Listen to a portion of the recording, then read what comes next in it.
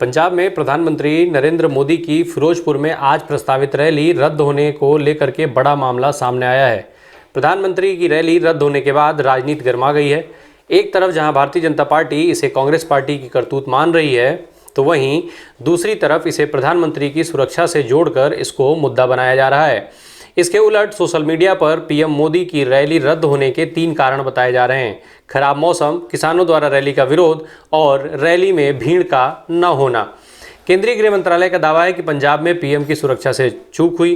प्रधानमंत्री नरेंद्र मोदी के काफिले को करीब 15 से 20 मिनट तक एक फ्लाईओवर पर रुकना पड़ा, जहां प्रदर्शनकारियों ने जाम लगा रखा था। इसी वजह से प्रधानमंत्री नरेंद्र मोदी फिरोजपुर रैली में जाने के बजाय वापस लौट गए। भाजपा ने कहा कि यह सब कांग्रेस सरकार की साजिश है। वहीं यह भी सामने आ रहा है कि फिरोजपुर रैली में बारिश की वजह से भीड़ नहीं जुटी थी। इसके अलावा पंजाब में जगह जगह भाजपा की रैली का विरोध हो रहा था। रैली में जा रहे भाजपा कार्यकर्ताओं को भी रोका गया। पीएम मोदी को 1 बजे रैली में पहुंचना था, लेकिन 2 बजे बताया गया कि पीएम रैली में नहीं आएंगे। खराब मौसम इसकी वजह बताया गया। हालांकि भाजपा अध्यक्ष जेपी नड्डा ने कांग्रेस पार्टी को इसकी वजह बताया। उन्होंने रैली रद्द होने के बाद कई ट्वीट किए। नड्डा ने लिखा, पंजाब की कांग्रेस सरकार विकास विरोधी है और उसे स्वतंत्रता संग्राम सेनानियों की भी कद्र नहीं है। नड्डा ने आगे लिखा, जो सबसे ज़्यादा परेशानी वाली बात थी वो थी प्रधानमंत्री की सुरक्षा में चूक का मसला।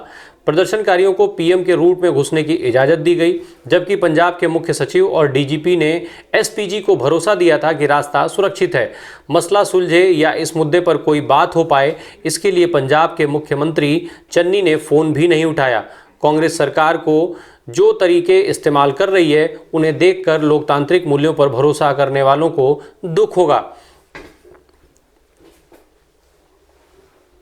गृह मंत्रालय के मुताबिक हुसैनीवाला स्थित राष्ट्रीय स्मारक से 30 किलोमीटर पहले प्रधानमंत्री नरेंद्र मोदी का काफिला एक फ्लाईओवर पर पहुंचा था। वहां पर कुछ प्रदर्शनकारियों ने सड़क जाम कर रखी थी, जिस वजह से प्रधानमंत्री वहां फंसे रहे।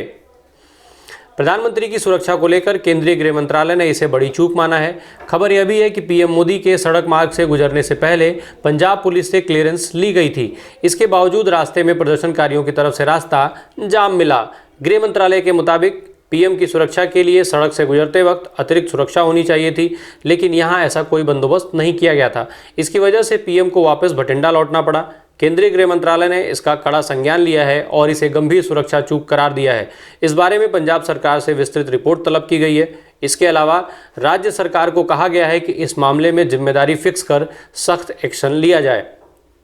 प्रधानमंत्री नरेंद्र मोदी की फिरोजपुर में चुनावी रैली थी। किसान आंदोलन खत्म होने के बाद वह पहली बार पंजाब आए थे। मौसम खराब होने की वजह से बठिंडा से सड़क मार्ग के जरिए फिरोजपुर जा रहे थे। इस दौरान उनके दौरे का विरोध भी हो रहा था। आपको याद दिलाते चलें कि कई किसान संगठनों ने पहले से ही प्रधानमंत्री के इस दौरे के विरोध की घोषणा कर दी थी। जगह जगह किसानों ने गो बैक मोदी के पोस्टर भी लगवाए थे। आरोप है कि कई जगहों पर भाजपा कार्यकर्ताओं की बसों को भी रोका गया, जिसके बाद यह रैली रद्द कर दी गई। हालांकि इसमें पहले बारिश को वजह बताया गया, लेकिन मौसम के बारे में पहले ही जानकारी मिल चुकी थी। अब इससे सुरक्षा चूक से जुड़े होने का कारण पंजाब सरकार के रवैये को लेकर सवाल उठने लगे हैं।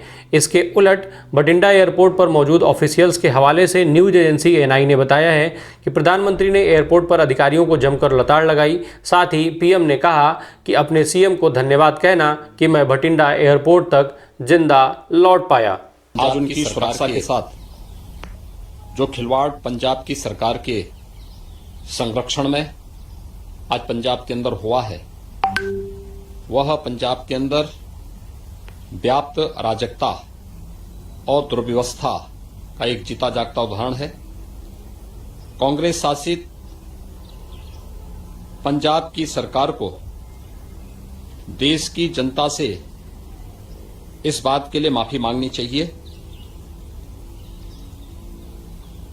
कांग्रेस सदैव से इस देश की संवैधानिक व्यवस्थाओं की अवमानना करती रही है। इसका एक उदाहरण एक बार फिर से देश ने देखा है।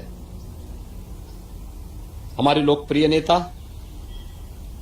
और देश के माननीय प्रधानमंत्री जी की सुरक्षा के साथ जिस प्रकार की गंभीर चूक आज पंजाब के अंदर हुई है, वह अक्षम्य है और यह एक शरारत भरा पूर्ण पंजाब सरकार की और कांग्रेस की एक दुरभिसंधि को प्रदर्शित करता है।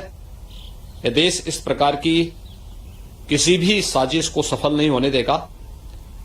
कांग्रेस को और पंजाब सरकार को देश की जनता से माफी मांगनी चाहिए। देश के संवैधानिक प्रमुख के रूप में देश के प्रधानमंत्री जी की सुरक्षा के साथ किए गए खिलवाड़ के लिए उन्हें देश की जनता से माफी मांगनी चाहिए, क्योंकि यह सीधे सीधे देश की संवैधानिक संस्थाओं की अवमानना है। और मुझे लगता है कि देश कभी भी इस प्रकार की कांग्रेस की शरारतपूर्ण साजिशों को सफल नहीं होने देगी।